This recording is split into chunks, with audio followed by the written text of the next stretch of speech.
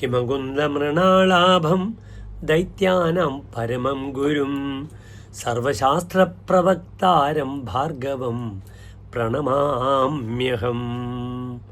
ദൈത്യന്മാരുടെ പരമമായ ഗുരു അസുരാചാര്യൻ. പരമമായ ഗുരു ആചാര്യനാകുന്നു, അസുരാചാര്യനാകുന്നു. ആ അസുരാചാര്യനായ ശുക്രൻ എനിക്ക് എല്ലാ സൗഭാഗ്യങ്ങളും നൽകട്ടെ. ഭൗതിക സുഖത്തിൻ്റെ പൂർണ്ണതയെ പ്രതിനിധീകരിക്കുന്ന ഗ്രഹമാണ് ശുക്രൻ.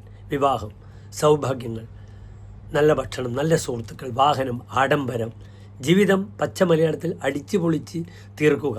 ഇതൊക്കെ ആരുടെ ധർമ്മമാണ്? ശുക്രൻ്റെ ധർമ്മമാണ്. രണ്ട് ആചാര്യന്മാരാണ്. ദേവന്മാരുടെ ആചാര്യൻ വ്യാഴം.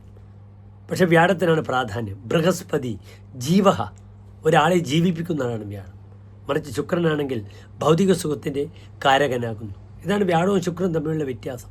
ശുക്രൻ കലകളിലും മറ്റ് ഭൗതികമായ സുഖങ്ങളിലും മാത്രം താല്പര്യം.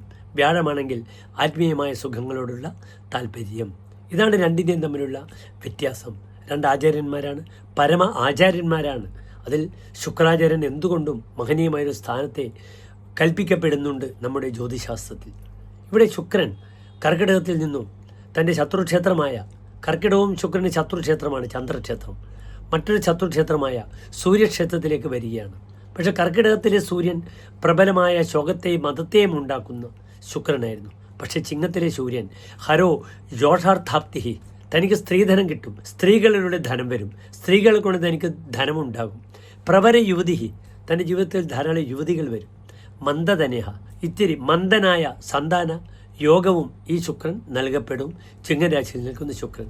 ഏതായാലും ശുക്രൻ ചിങ്ങരാശിയിലേക്ക് പ്രവേശിച്ചു കഴിഞ്ഞു. 29 ദിനങ്ങളാണ് ശുക്രൻ ചിങ്ങരാശിയിൽ നിൽക്കുന്നതെന്ന് അറിയുക. അതുവരെ ഓരോ രാശിക്കാർക്കും ഉണ്ടാകുന്ന ശുഭാശുഭ ഫലങ്ങളെയാണ് നാം നിരൂപണം ചെയ്യുന്നത്. ഏതായാലും ശത്രുക്ഷേത്രത്തിലാണെങ്കിലും ആ ശുക്രൻ അവിടെ ആചാര്യൻ പറഞ്ഞിരിക്കുന്ന ഫലം, ആശ്രയ ഫലം വളരെ നല്ലതാണ് എന്നറിയുക. ഭാര്യയിലൂടെ നല്ല ഉയർച്ച ഉണ്ടാവുക. അപ്രകാരം തന്നെ സ്ത്രീജന്യമായ, സ്ത്രീകളുമായി ബന്ധപ്പെടുന്ന കർമ്മമേഖലകളിലൂടെ തനിക്ക് ധനം സമ്പാദനം ഉണ്ടാകുവാൻ, ആർജിക്കുവാൻ കഴിയുക തുടങ്ങിയ പ്രത്യേകതകളെല്ലാം തന്നെ ഈ ശുക്രൻ ഈ 29 ദിനക്കാലം പ്രദാനം ചെയ്യുമെന്ന് അറിയുക. അത് കഴിഞ്ഞാൽ പിന്നെ ശുക്രൻ കന്നിയിലേക്ക്, തൻ്റെ നിജക്ഷേത്രത്തിലേക്കാണ് പ്രവേശിക്കുന്നത്. എല്ലാ പ്രിയപ്പെട്ട പ്രേക്ഷകർക്കും ഈ 12 രാശിക്കാരുടെയും ഫലം സവിസ്തരം നാം പ്രതിപാദിക്കുന്നു, ചർച്ച ചെയ്യുന്നു. ശ്രദ്ധിക്കുക.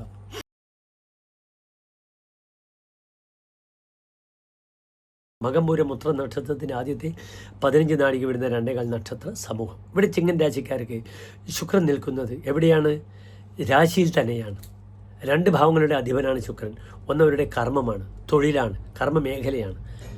മറ്റൊന്ന് അവരുടെ എന്താണ്? മറ്റൊന്ന് അവരുടെ പ്രധാനപ്പെട്ട സഹായമാണ്. അതിനാൽ ഈ ശുക്രൻ ലഗ്നത്തിൽ നിൽക്കുമ്പോൾ തനിക്ക് വളരെയധികം പ്രാമുഖ്യം വരും. വളരെ സമാധാനപരമായി തനിക്ക് കാര്യങ്ങൾ നീക്കാം. വാഹനസുഖം വരും. കാരണം കർക്കിടക ഒരു ബഹുഭാഗ രാശിയാണ്. അവിടെ ശുക്രൻ നിൽക്കുമ്പോൾ ഭൗതികപരമായ എല്ലാ ആഡംബര സുഖഭോഗങ്ങളും ഈ ശുക്രൻ പ്രദാനം ചെയ്യുന്നതാണ്. നല്ല വസ്ത്രങ്ങൾ ധരിക്കുക, നല്ല അധികാരങ്ങൾ ലഭിക്കുക, നല്ല സ്ത്രീ സൗഹൃദങ്ങൾ ലഭിക്കുക, വിവാഹ തീരുമാനങ്ങൾ ഉണ്ടാകും. നിർബന്ധമായും തനിക്ക് വിവാഹ വിഷയത്തിലേക്ക്, ധാരാളം വിവാഹങ്ങളിലേക്ക് പങ്കെടുക്കാം നല്ല വസ്ത്രങ്ങൾ ധരിച്ച്.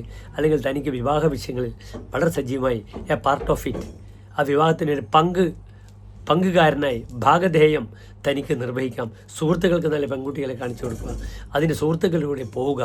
സുഹൃത്ത് കാരകനാണ് ശുക്രൻ. അങ്ങനെ ധാരാളം നല്ല ഫലങ്ങൾ. സമീചീനമംഗം സമീചീന സംഘ, നല്ല ശരീരമുണ്ടാവുക, ആരോഗ്യമുള്ള അംഗമുണ്ടാവുക, നല്ല സൗഹൃദങ്ങൾ ഉണ്ടാവുക, നല്ല സുഹൃത്തുക്കളുമായുള്ള കൂടിച്ചേരൽ ഉണ്ടാവുക. സ്ത്രീയായാലും പുരുഷനായാലും സമീചീന ബഹു അംഗനാഭോഗയുക്ത, ധാരാളം സ്ത്രീകളുടെ ഭോഗസുഖങ്ങൾ അനുഭവിക്കുക. സമീചീന കർമ്മ, നല്ല ജോലി, പുത്തൻ ജോലിയിൽ പ്രവേശിക്കുക. അല്ലെങ്കിൽ ജോലിക്ക് തനിക്കൊരു പ്രാമുഖ്യം വരിക, കമ്പനി തനിക്ക് പുതിയൊരു കാറ് തരിക.